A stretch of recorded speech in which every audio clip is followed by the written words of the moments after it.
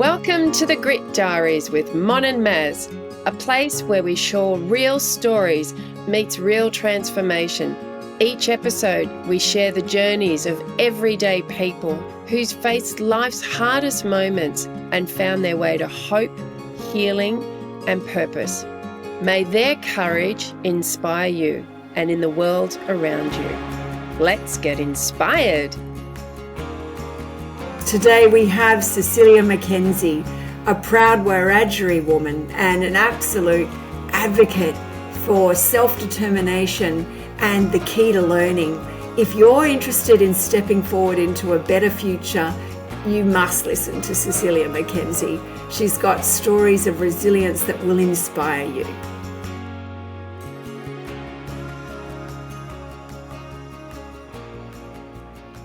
Hello, you're listening to the Grit Diaries from Grit to Grace with Mon and Maz. We're excited today, aren't we, Maz? Absolutely, very excited. We are. I can't wait to talk to you, Cecilia. So we have got Cecilia McKenzie here, a proud Wiradjuri woman who has a story that will resonate with so many around the struggle, particularly of a child that experiences trauma, and how the system so often fails, particularly children. And the beautiful thing about Cecilia is she's moving her pain into purpose and is wanting to pass this on for her people and for all Australians to take some insight and knowledge around how they can step forward after tough stuff. So this session is about grit to grace, and we want to talk more about the grace than the grit, but we better start a little bit with the grit. So welcome, Cecilia. We love having you here, and thank you for investing a bit of time. Would you like to share a little bit about yourself? South Coast and you're a country girl like me. You were born in Wagga. Tell us a little bit about your early days, and then, let's go from there. Yeah, sure. I live very close to the South Coast. I live in the Southern Highlands on a property, which is wonderful. I grew up on a farm, and, being here on the farm's actually such a calming, important place for me to be in this season of my life, in terms of grounding and healing and just centering and stilling my nervous system. As you mentioned, I'm a proud Wiradjuri woman.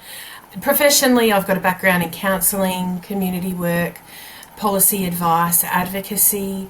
I really, want to change the narrative in terms of this sort of deficit-based, we can't, it is terrible, painful things happen, and we can overcome them. It takes a lot of hard effort and a lot of work and a lot of grit, but we can do it ourselves, but also we need communities and systems around us, that makes that recovery process easier.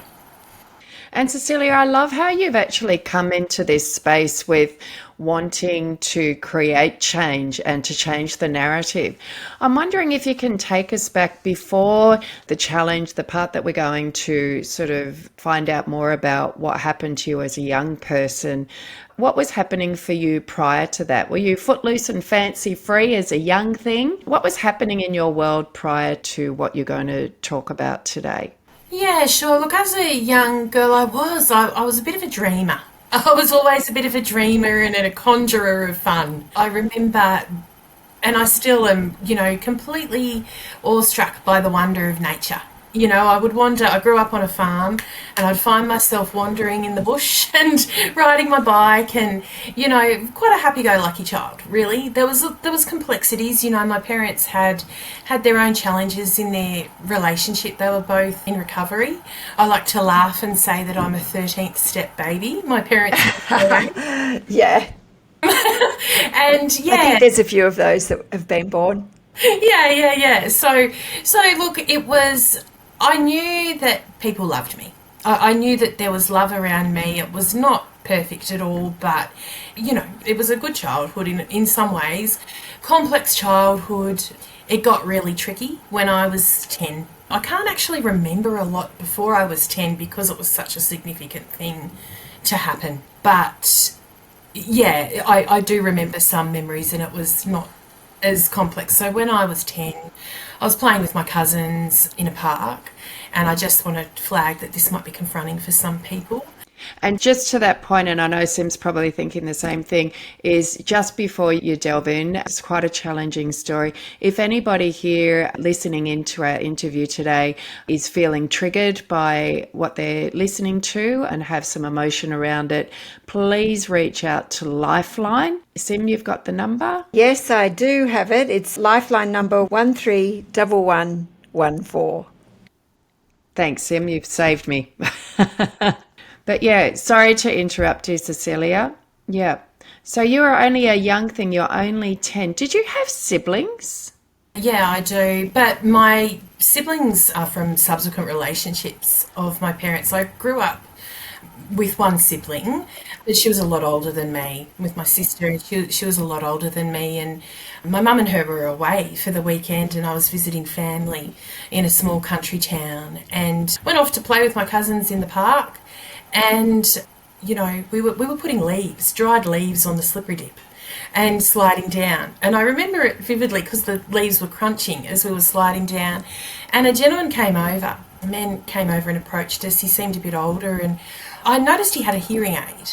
And I was always, you know, I was raised and naturally quite concerned about people who struggle, you know, a bit of the underdog. And, you know, he was talking to us and started hanging out with us. Then I thought that, you know, as a young girl sounded fun and cool. and you know, I didn't have any sense of worry or concern at that point because I was naturally quite a trusting child. And I went to go down the slippery dip and he touched me inappropriately, which immediately triggered for me, you know, okay, this isn't what I'm expecting it to be. And in my little you know, active resistance, self-protective way, I said, just let me get down the slippery dip and you do what you want. Because I thought, you know, if I say that, he might let me, I'll do the bolt. You know, I'll go down the slippery dip and I'll run. That's amazing for a 10-year-old to even have that thought process and just to be like in a stunned situation that you weren't expecting. Wow. Yeah. I remember the flash of adrenaline and fear. And yeah, I came down the slippery dip and he caught me and took me to the toilets and sexually assaulted me. And, you know, I didn't know if I would actually get out of that room alive. You know, I really thought that might be it for me. And he sort of stopped what he was doing and walked away. And I think he actually said thank you. And I don't know to this day whether it was kind of thank you that I said I wouldn't tell anyone or thank you, you know, so many, it's just weird memories that come in from these kind of really overwhelming traumas. And my cousins had run to get help. And by the time they came back, he'd left. And I believe that he, you know, was actually perpetrated against a number of young people in that country town during that time. There was a bit of, you know, repeat offending. And yeah, he sort of left and my cousins came back and my family had come back. And I don't recall going to the police station, but I know that we went to the police station. My mother had been away at an event with my older sister. And all of the memories kind of fall into one, you know, all of them and snapshots. I went back to, you know, our farmhouse and my parents were talking to me and just this strong feeling, even as a young girl, of feeling like my dress was stained. You know, feeling stained in that moment, something wrong has happened to me here, you know. And, you know, I was linked with supports, you know, I was linked with a fantastic sexual assault counsellor who supported me unbelievably. You know, she was quite known to our family and I'm still in contact with her to this day, you know. A very, very special, significant woman in my life and probably a real, you know, inspiration to me in terms of why I went into the work that I did, you know, because I saw, you know, you can have something terrible happen, but really wonderful, centered, kind people can help you reframe that. And I learnt that. So I learnt really awful, painful things, but I also learnt that. I learnt that, you know, there's people who can walk on the journey with you. Yeah. Did you feel that you got the support? It's fantastic that you had that counsellor. Wow. Do you feel your parents were supportive, heard you, and did you feel like you were almost like a only child, because you said there's big gaps between all the siblings, so you must have felt so alone? My dad was, first grade footy player, proud Koori man, and I could see the shatter in his face. I could just see how shattered he was that this had happened. He'd had his own trauma and actually spent a significant amount of his childhood in boys' homes.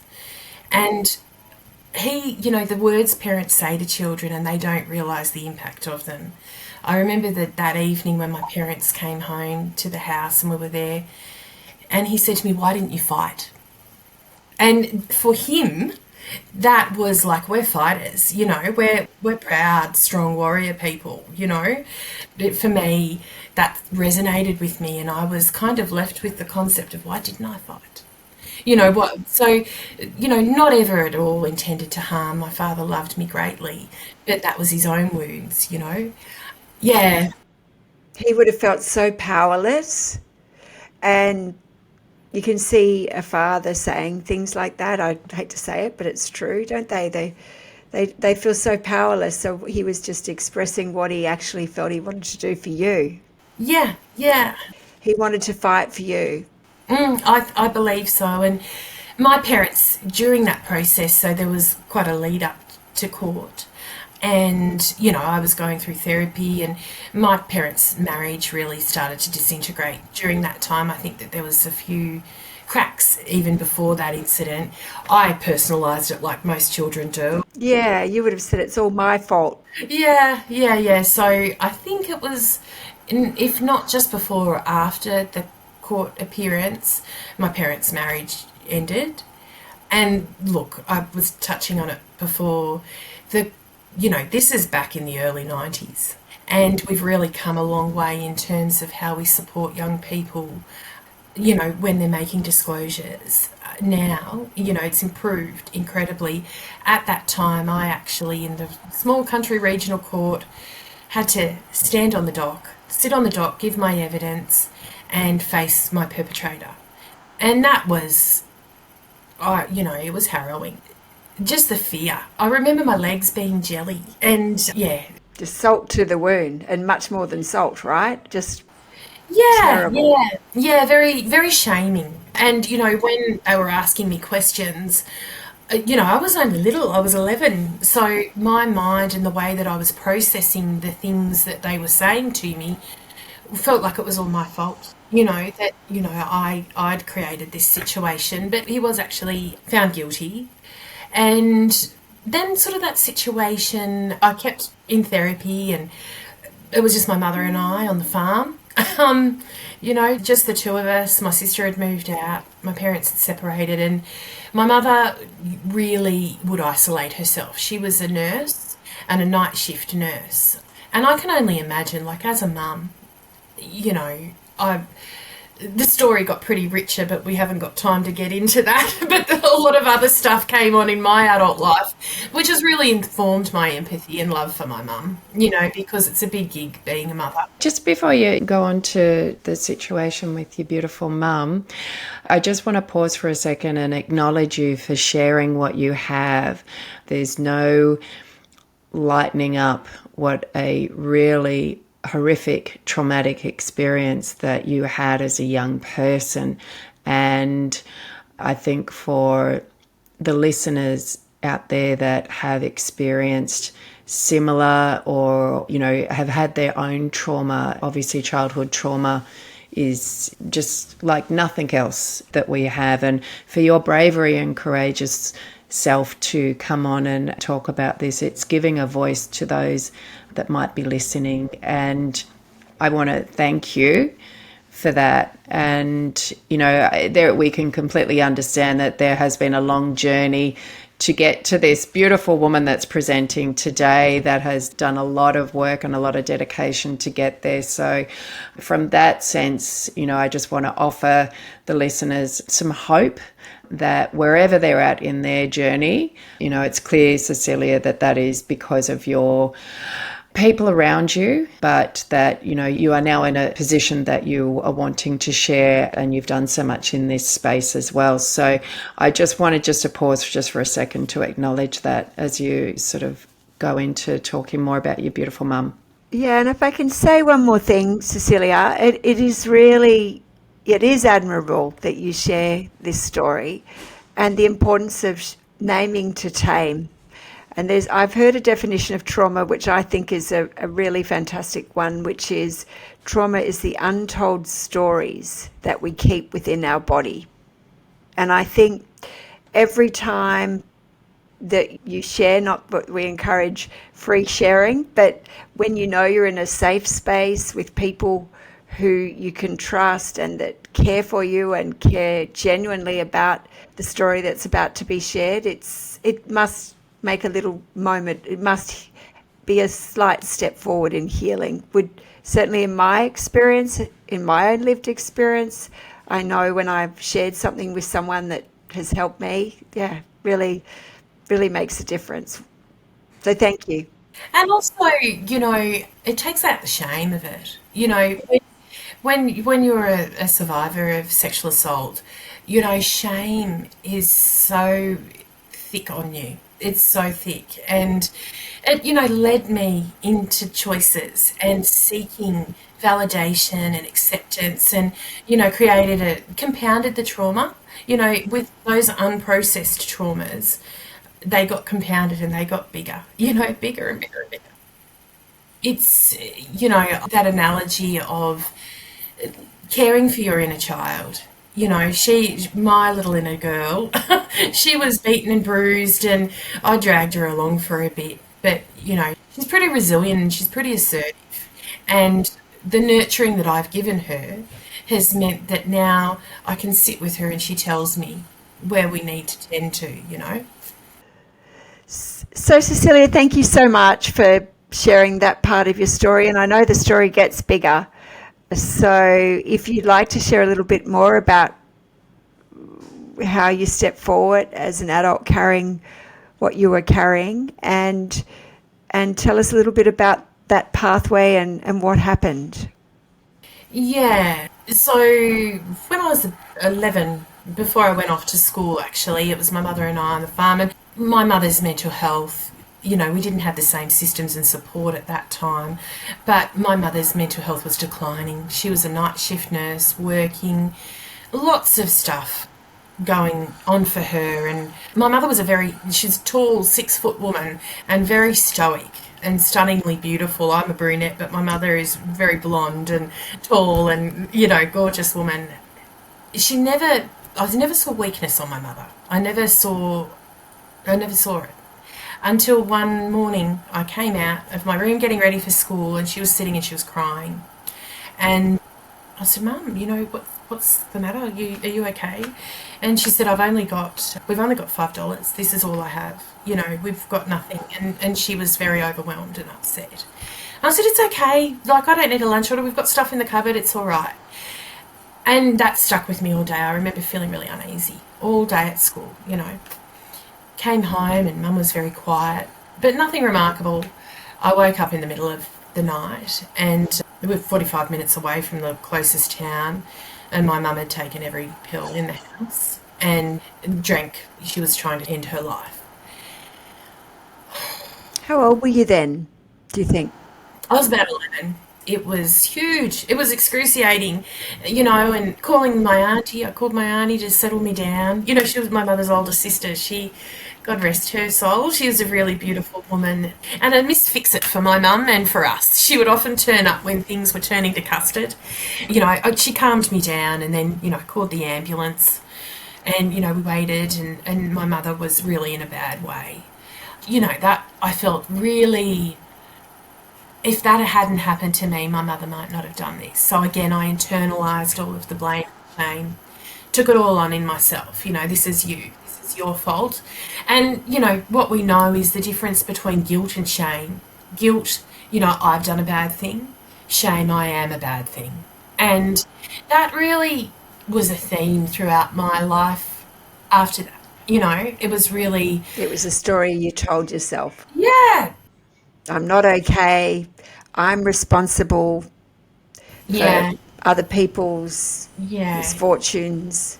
yeah. I've given her a name, Gina, now. You know, when she starts to bark at me, Gina, you're not welcome today. Mine's called Hippo. Yeah, the hippocampus, yeah. Yours is, Gina. I don't know where that came from, but yeah, Gina be gone. Yeah, you're not welcome here.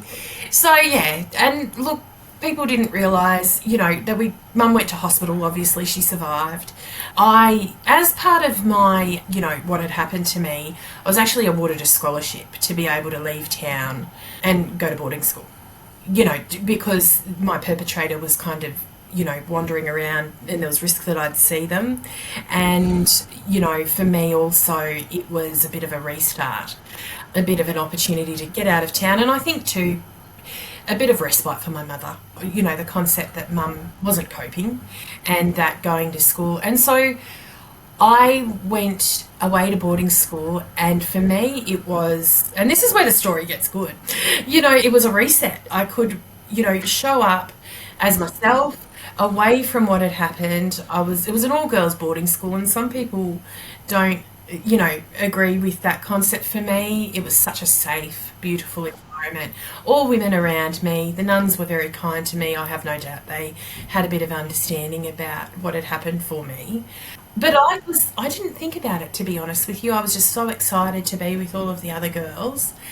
And in that time, I discovered I could sing. I found my music teacher, I was in choir, and we were all singing. And she said, "Everybody stop, Cecilia, keep singing." And she called my mum and said, "Look, I think Cecilia really has got quite a gift and she needs to start singing lessons." oh, there's a movie in this. So I started singing lessons, and I just launched myself as the singer. You know, people would, you know, I'm Cecilia the singer. Oh, So that gives me goosebumps. That's beautiful. yeah, And it to was, think a music teacher too and the power of music, all of it together. Wow. That's a beautiful, yeah. beautiful And what we story. know is that, you know, from like around sort of somatic concepts, you know, somatic healing, singing, you know, if I've really got something I need to get out of my body, I have to sing it out of me. You know, I have to sing it out. And so I trained as a classical singer, you know, mezzo soprano, trained for 7 years, but it was blues and gospel and soul music that really affected me because you could feel it. And for me, that sort of in body, mind, spirit. You're a female Elvis, aren't you? That was what he clung Yeah, to yeah, too, yeah, wasn't it? yeah, Similar story, yeah, you know. yeah, very much so. Yeah, singing just sort of released all of that. I was able to just kind of be myself, you know, just truly, you know, there was some difficult moments, obviously, but I was just really happy to be at school with my friends and very excited about my life ahead, you know, and planning. I wanted to do a diploma of opera. That was my intention. But the impact of my trauma as a young person, you know, it had an impact on me. So the first serious boyfriend that I had, I fell madly in love with him. He, you know, what were the words? It was, "I'm here for you, you know. You won't have to do anything alone anymore. Again, I've got you." And at the time, that was music to my ears. But, you know, that was the beginning of another very painful chapter for me. And as I talked to you before, I was involved with the lived experience reference group for the criminalisation of coercive control in New South Wales. So for the last 2 years, I've been heavily involved with the awareness campaign around coercive control and the impacts. And I was kind of a sitting duck for that, really. And what I'm really hearing from your story, Cecilia, is one, despite the enormity of the trauma that you experienced and then having to go through court, then not long after, you know, the breakdown of your parents' marriage, having to be witness to your mum's attempted suicide, all in a very short space of time. Just one of those on their own is enough to really, impact a young human being. And at the same time, there were these little buds of lightness that popped into your life that, you were able to still, whether or not it's something about the youth, the innocence, or just that innate essence of who we are, perhaps, that can still lean in to those things, even in the backdrop of still, it was bubbling away. The trauma's still bubbling away. But, as we know, the saying, the book, the body keeps score. But we are still trying to engage with life. We are still, you are able to open yourself up to singing, and that's become a running theme in your world, and to find even then some sense of healing and merit to that, and just, something was resonating within you, vibrating within you, if you like. So it's testament to the human spirit, isn't it? Very much so. Yeah, an elder, who I respect incredibly, said to me, Cecilia, in this life, our responsibility is to find our gifts, and our purpose is to give them away. I love that. Say that again. I love that. Yeah, so our responsibility is to find our gifts, and our purpose is to give them away. Yeah, love it. I really love it. And it is true, isn't it? It's very joyful when you can acknowledge something that you do well, like in your heart, and and then you're doing it, and it's like fun. It's not hard work. Yeah, exactly. And it's funny. I've known from a very young age that using my voice is something that brings me great joy, that I feel quite purpose-driven in using my voice. And it was always singing, and it still is singing. I still sing, but using my voice in this way too. I was talking to Maz earlier around that, in my culture, we have songlines, and they've been around for thousands of years. And our songlines have kind of kept us safe. And our songlines being songs, being artwork, being dance, and they identify a roadmap on our country of where the water holes are, where the food is, where the safety is. And I feel that sharing my story and the experiences that I've had and the way that I've navigated them, in good ways and in bad ways, is a bit of a roadmap for other women at times, because I've really looked for that so much, because my mother had a stroke when I was 20 and she was 60. So she's been in a nursing home ever since. And I've got some family, I've got my family, that are very good to me. What I have found throughout what's been a common feature for me is looking for other women who have something that I can grow with and that are willing to share that information, that concept of sisterhood and caring and care. I read somewhere the other day, healing comes when you can become the person that you needed. And, that's what I want for my life. And I seek out, I've got so many amazing, beautiful women in my life, and my mum, although her capacity to support me in some ways is very diminished, and it's been very diminished throughout my adult life. And a lot of my forgiving my mum and really, finding empathy for her experience through my own experiences as a mother, I've done that away from my mum. I read somewhere also that when you're 21, you're able to move from that relationship with your mum when she's the mum and you're the child, and you're two women together. And I have that with my older daughters, we're navigating that. We're not there all the time, but, I like, the empathy for my experience and my empathy for my mother. At the time, I had just so much sadness, like the wounds that it left with me. She didn't want to be there. She didn't want to be there, and I wasn't enough for her to want to be there. But now, I can acknowledge that that's so incredibly nuanced, and she was in an incredible amount of pain and overwhelm. And so, processing that, and I've done a lot of different things to be able to do that. Yeah. Abandonment is a really hard feeling. I think it's a a feeling for a child that takes so much time to repair. And so the world provides a lot of opportunities for abandonment, in social media and in workplaces and in social settings. And it can be quite triggering. So I work a lot on abandonment myself personally. And it's a very hard one for a child to then process and continue to process with the hippo thoughts as you get older. Yeah, and really that sense of I'm in this alone left me in a lot of unhealthy, unsafe situations because I was wanting to be saved. And I wonder if you might just be able to, going back to those times, Cecilia, on the discussion around abandonment, it is definitely, and I think to your point, Mon, that there's lots of places that we can go to try and fill that cup. But there are also some really, really healthy ones. It was a phrase called divine compensation, and that is references when you didn't get what you anticipated, expected, or kind of had a right to. So a parent that let you down and, wasn't able to be there for you in such a difficult trauma. When you look back, there was usually other people or things around you that kind of filled that space.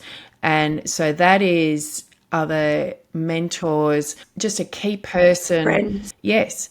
As I certainly know that was my experience, and by people that would have never even realized that they were that. Do you look back and see specific things in that vein of divine compensation that someone else was sort of taking that lead for you in that time?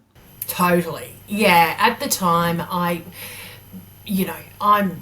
painfully neurodiverse, so I've always been quite a demonstrative, and I'm a singer too, so I remember kind of just being very dramatic and being very caught up in my emotions as a young person, and developing discomfort tolerance, sitting with discomfort.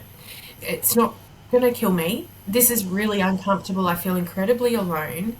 And my spirituality, I was raised in the Catholic Church. I've tried on a couple of different hats. For me, my spirituality as an Aboriginal woman, on the darkest times for me, like at the moments when, the hottest winds have come through and blown off every single one of my labels, so I'm not left with any ego.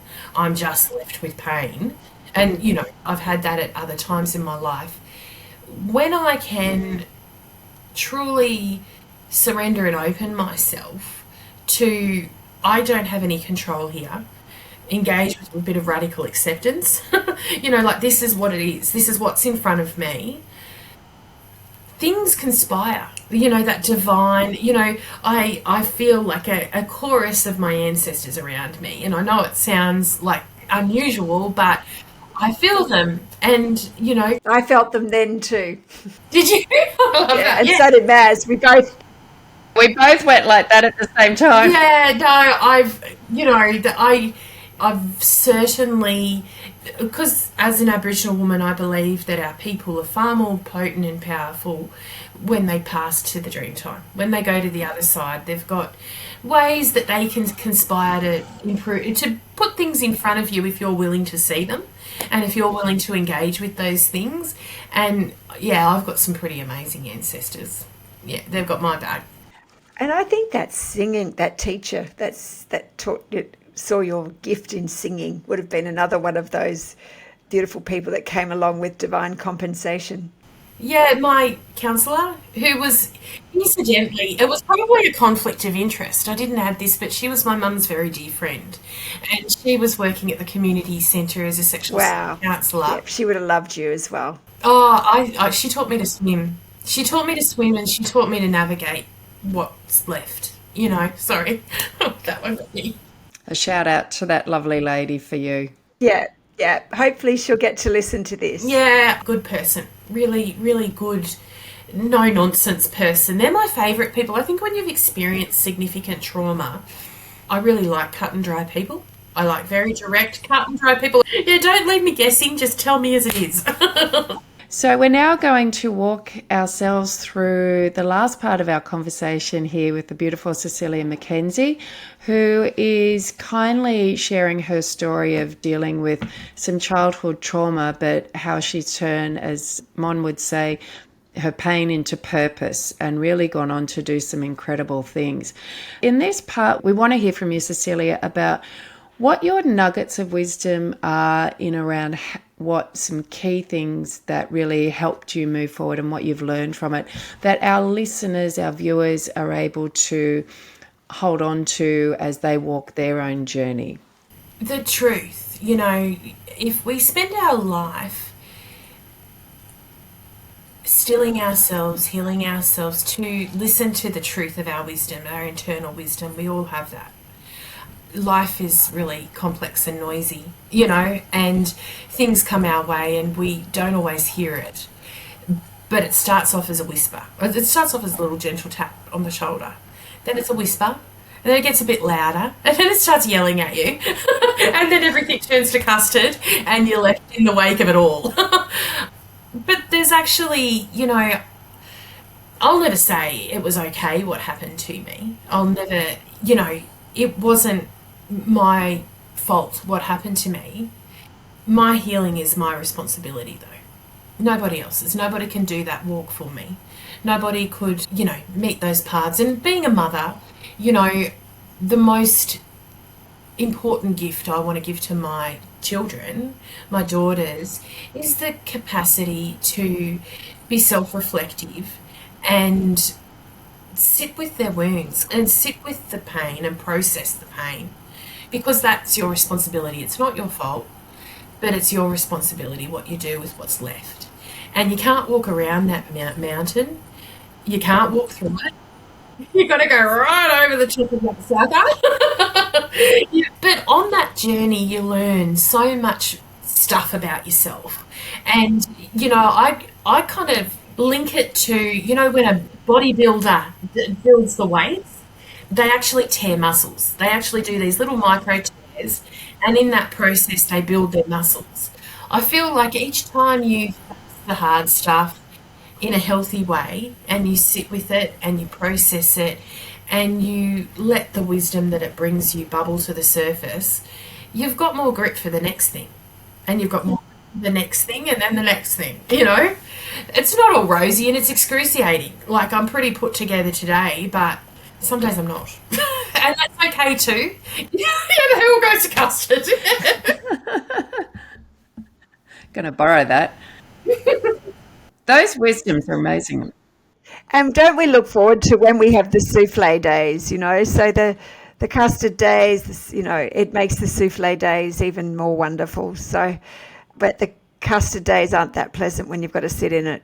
But I think too, would you suggest that hearing a little bit about your upbringing, that, the key is to sit in it and feel it? Because what do they say? Naming to tame it, and taming it is by feeling it.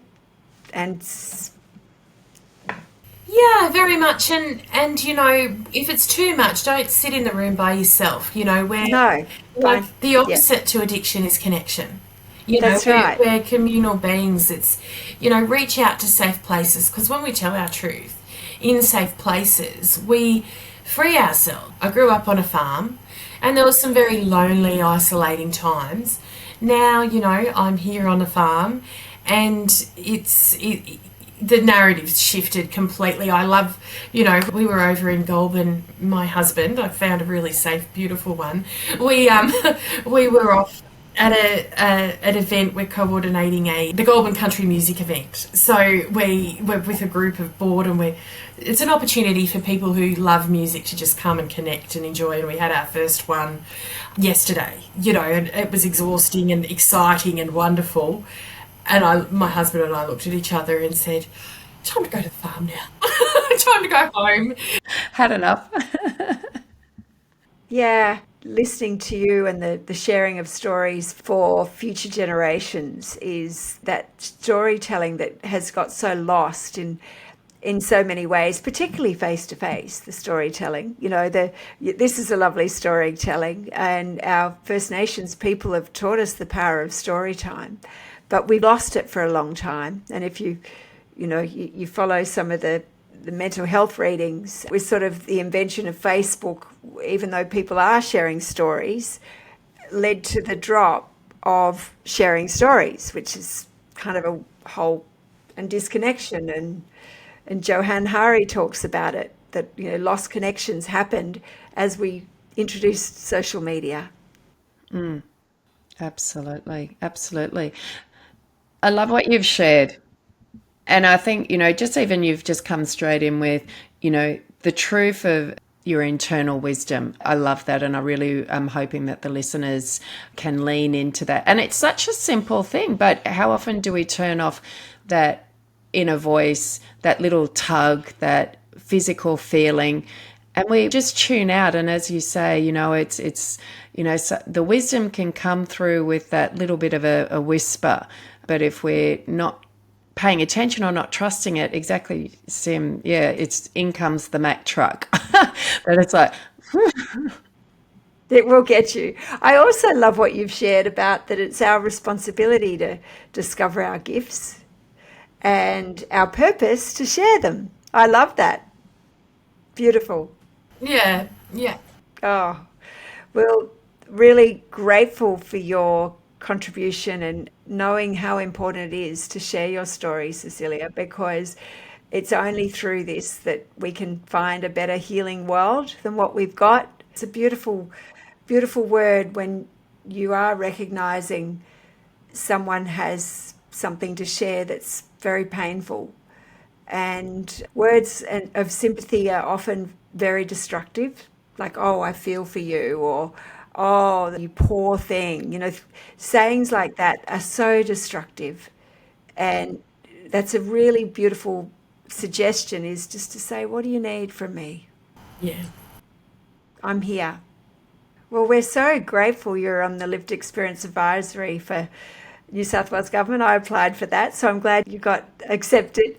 And yeah, really wonderful to know that you're stewarding some decisions around good support for survivors of domestic abuse.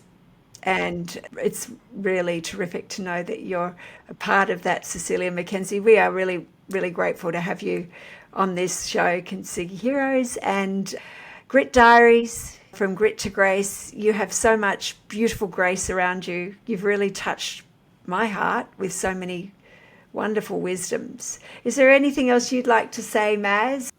I'd just like to add, you have such an articulate voice in this space, and I love that you have gone on to be in a place where you're in the change-making, decision-making space rather than, and that takes a lot of tenacity and drive and motivation and a desire to see change for people that are coming up behind you, and really trying to change things for them. And not an easy road to be on. And, to be where you are now with having to raise your own family on top of that, I applaud you for what you've done. And you really will be inspiring so many just by sharing your story and the way that you can frame it. And your wisdoms are amazing. So thank you. Thank you so much for being on the Grit Diaries. Wonderful. Thanks, Maz, and thank you, Cecilia. You've made my day. Thank you. All right, until next time.